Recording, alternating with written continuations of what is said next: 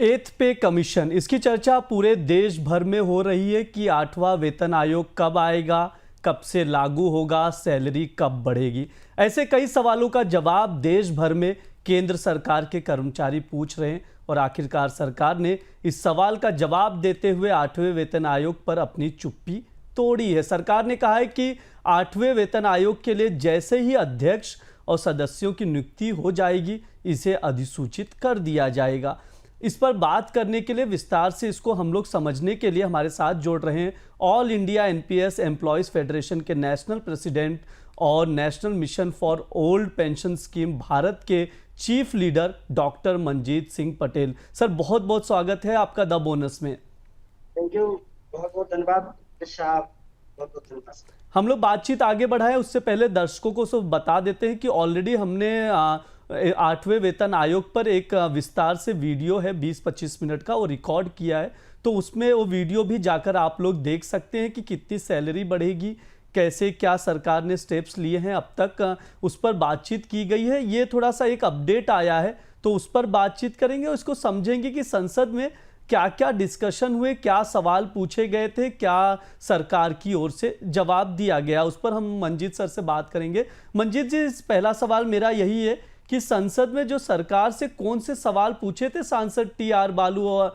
आनंद भदौरिया ने, क्या क्या सवाल थे उन 8वें वेतन आयोग को लेकर जो सरकार से पूछे गए?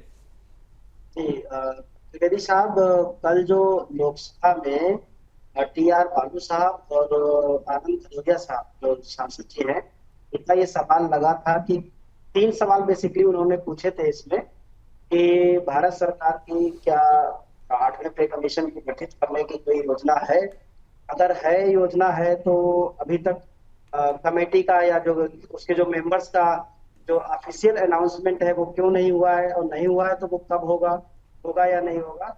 और तीसरा सवाल था कि ये जो बेनिफिट है कर्मचारियों को वो कब से मिलेंगे। तो इसके जवाब में कल फाइनेंस मिनिस्ट्री ने जो जवाब दिया है तो उसमें उन्होंने कहा है कि एक बार जो ऑफिशियल जो नोटिफिकेशन होता है, जिसे आप गजट कह सकते हैं, वो जब आ जाएगा तो उसके आधार पर तुरंत ही जो कमेटी है, कमेटी के मेंबर और कमेटी के चेयरमैन के नाम का अनाउंसमेंट सरकार करेगी। और दूसरे सवाल के जवाब में उन्होंने कहा है कि जैसे ये हो जाएगा, कमेटी के अनाउंसमेंट हो जाएगा, तो कमेटी अपना काम करेगी और जो भी वेतन और भत्ते जो भी इम्प्रोवाइज होने हैं उनको इम्प्रोवाइज करने का काम कमेटी अपने तरीके से भी करेगी, ये उन्होंने जवाब दिया है। तो जो मैं कहूंगा कि सबसे बड़ी बात है तो ये है कि सरकार ने स्वीकार किया है कि पे कमीशन का गठन करना है और उसके एजेंडे में है, लेकिन ये डिले हो रहा है लगातार, 6 महीने से ज्यादा ऑलरेडी डिले हो चुका है। इस पर देखना है कि सरकार इसको कैसे, इस टाइम को मैनेज करती है, कैसे कवर करती है कर्मचारियों के, क्योंकि कर्मचारियों में उबाल बहुत है, नाराजगी बहुत है। जनवरी 16 में अनाउंसमेंट हुआ था, 16 जुलाई निकल चुकी है, 6 महीने से ज्यादा हो चुके हैं, तो वो अभी तक धरातल पर सपना साकार होकर दिख नहीं रहा है। त्रिवेदी साहब जी बिल्कुल, जिस तरह से आपने बताया कि जो जवाब दिए गए, तो अब भी वही सवाल बना है कि 8वें वेतन आयोग के लिए चेयरमैन और सदस्यों की नियुक्ति कब होगी, क्योंकि यही सवाल था, जल्द होगी नियुक्ति, लेकिन अभी भी कोई भी टाइमलाइन सर नहीं बताया गया ना सरकार की ओर से? नहीं, इसमें टाइमलाइन नहीं बताया गया है। यही सबसे चिंता की बात है कि देखिए, हम बार बार कहते हैं कि भारत की सरकार ये कहती है कि मिनिमम गवर्नेंस, इजी गवर्नेंस, इसकी बात करती है, तो ना तो ये मिनिमम दिख रहा है, ना इसी मिनिमम के नाम पर नौकरियों की कटौती और छटौती होती जा रही है, कॉर्पोरेटाइजेशन होता जा रहा है, निजीकरण हो रहा है। और तो कहाँ जो है मिनिमम गवर्नेंस के नाम पर आप कर्मचारियों की छटनी कर रहे हैं, इसको मिनिमम गवर्नेंस नहीं कहते। मिनिमम गवर्नेंस का मतलब है कि कम से कम सरकारी हस्तक्षेप और जो पूरा सिस्टम है वो अच्छे से रन करे, स्मूथली रन कर पाए, तो वो तो हो नहीं रहा है।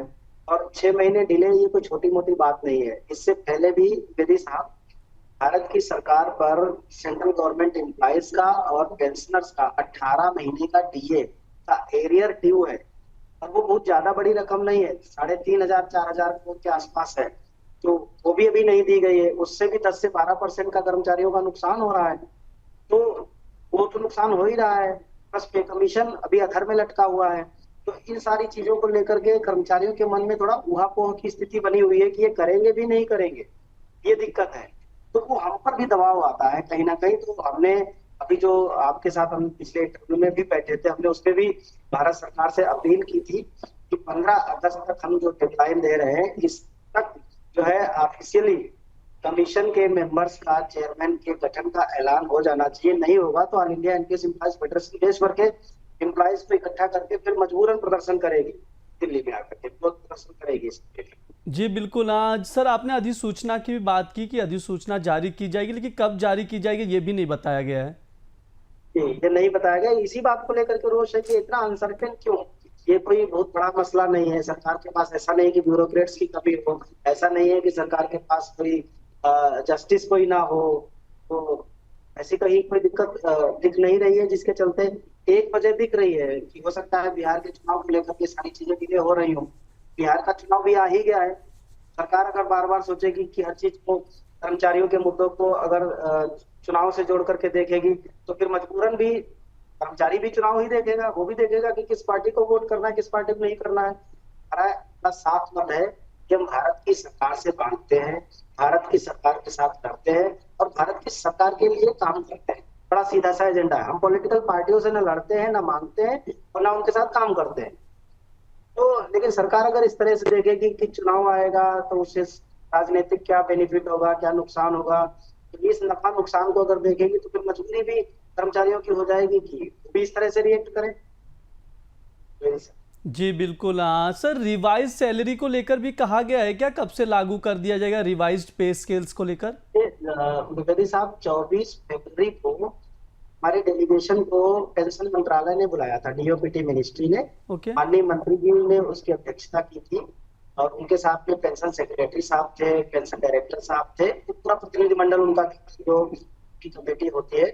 और हमारे तकरीबन 8 उसमें रिप्रेजेंटेटिव थे हमारे साथ उस डेलीगेशन में। उसमें माननीय मंत्री जी ने अपने शब्दों से, मतलब अपने मुख से ये बात कही थी कि 1 जनवरी 2026 से हमारी सरकार आपको बिना लेट लतीफ हुए पे कमीशन का लाभ दे देगी। तो हम बड़े आशान्वित थे, बड़ी उम्मीद थी। पे कमीशन का उसी समय, चूंकि जनवरी में ही ऐलान किया गया था, फरवरी में 24 फरवरी को हमारी उनसे मुलाकात हुई थी, तो बहुत पॉजिटिव थे, बहुत खुश थे कि चलो 4 से 10 दिन में कमेटी बन जाएगी और कमेटी अपना काम शुरू कर देगी। लेकिन अभी 6 महीने बीत जाने के बाद भी धरातल पर काम जीरो है। जी बिल्कुल।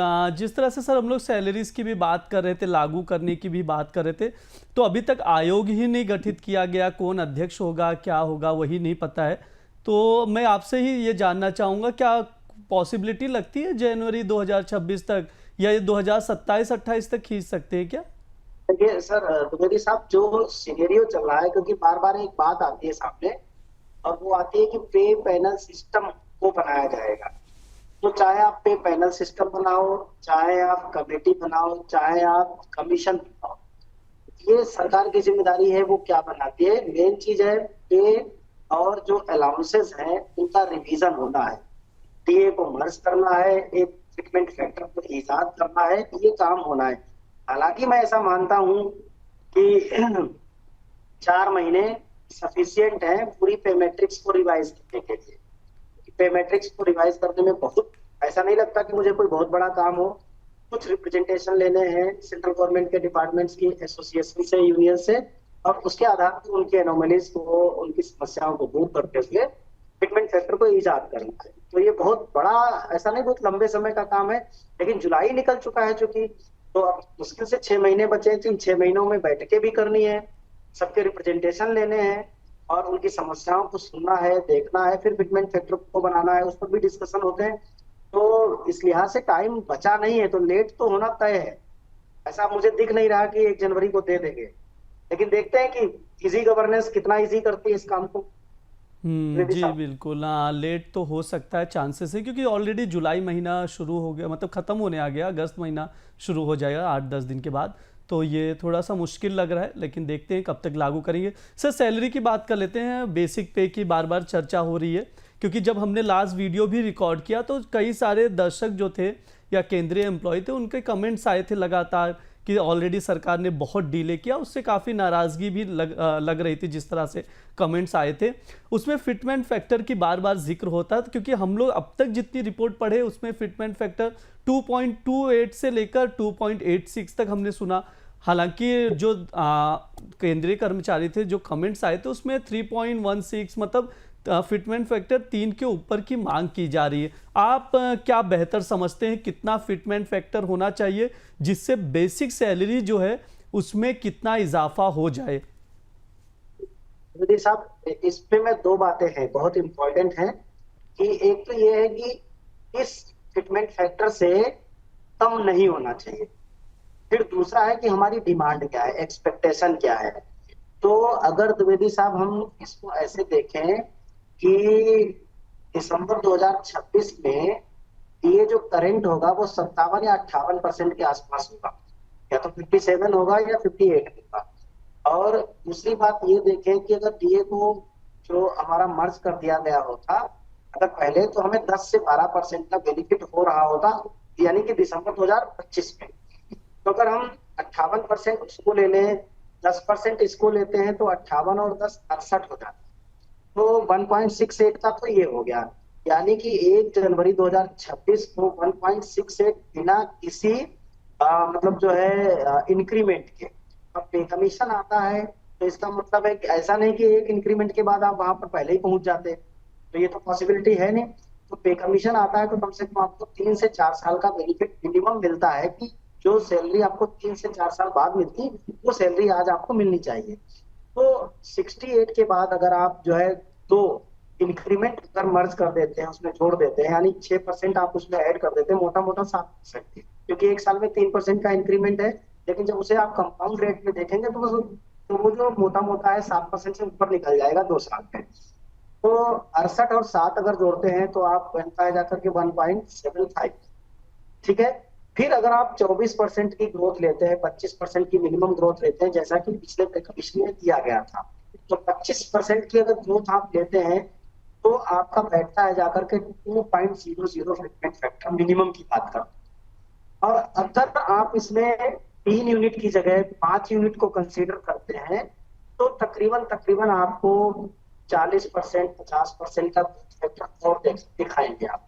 तो अगर आप उसको जोड़ देते हैं तो वो आपका बैठता है जाकर के 2 पॉइंट लगभग 4 या 5 के आसपास। तो हम जो मिनिमम फिटमेंट फैक्टर की बात करते हैं, हम 3 यूनिट पर बात करते हैं तो 2.1 की बात करते हैं, 5 यूनिट की बात करते हैं तो हम 2.5 के आसपास बात करते हैं।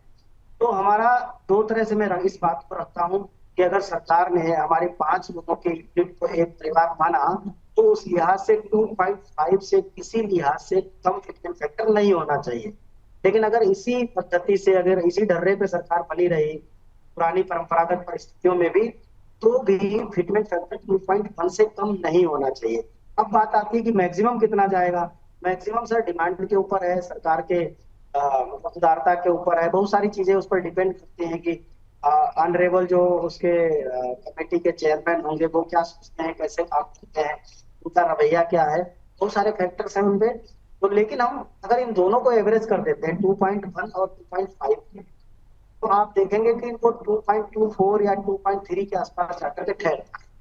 तो एटलीस्ट मिनिमम हम लेकर के चल रहे हैं कि 2.25 मिला जुला करके तो फिटमेंट फैक्टर बनना चाहिए। मैक्सिमम की तो सर कोई लिमिट नहीं है, अलग अलग संगठन अलग अलग तरीके से डिमांड करते हैं। ऑल इंडिया ने जो फेडरेशन तैयार किया है उसमें हम लोग 2.96 तक गए हैं, देखते हैं कि क्या होता है।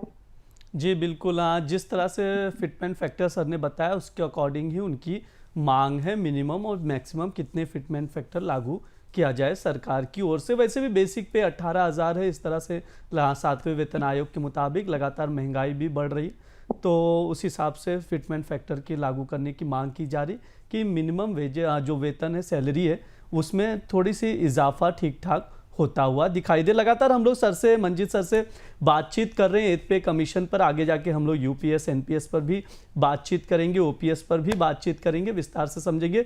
तो सर बहुत बहुत शुक्रिया आज के लिए हमारे साथ बातचीत करने के लिए। होपफुली दर्शकों को काफ़ी ज़्यादा जो चीज़ें थी समझ में आई होंगी, काफ़ी ज़्यादा फिटमेंट फैक्टर को लेकर जो कंफ्यूज रहते थे केंद्रीय कर्मचारी, उनको भी ये चीज़ उन तक वीडियो पहुंचेगा। तो बहुत बहुत शुक्रिया मंजीत सर आज हमारे साथ बात करने के लिए। अमर उजाला द बोनस को भी बहुत बहुत धन्यवाद, क्योंकि ये बहुत कर्मचारियों का ज्वलंत मुद्दा है और देश भर के लाखों कर्मचारियों को अपने पे कमीशन से बहुत उम्मीदें हैं, तो उन तक अच्छी जानकारी पहुंचेगी, एक रिलीवेंट जानकारी पहुंचेगी। तो अमर उजाला द बोनस को मेरी तरफ से भी बहुत बहुत धन्यवाद। जी सर, बिल्कुल आपका बहुत बहुत शुक्रिया। ये हमारा एथ पे कमीशन से जुड़ा हुआ वीडियो है जो अपडेट आया है। संसद में सरकार की ओर से एथ पे कमीशन को लेकर जो जवाब दिया गया है उस पर बातचीत की गई है। इसके अलावा जो केंद्रीय कर्मचारी हैं वो कितनी मिनिमम सैलरी चाहते हैं, जो बेसिक पे है वो कितना चाहते हैं, उस पर भी बातचीत किया हमने मंजीत जी के साथ। तो आप लोग ये वीडियो ज़रूर देखिए, शेयर कीजिए और चैनल को सब्सक्राइब करना ना भूलें। धन्यवाद।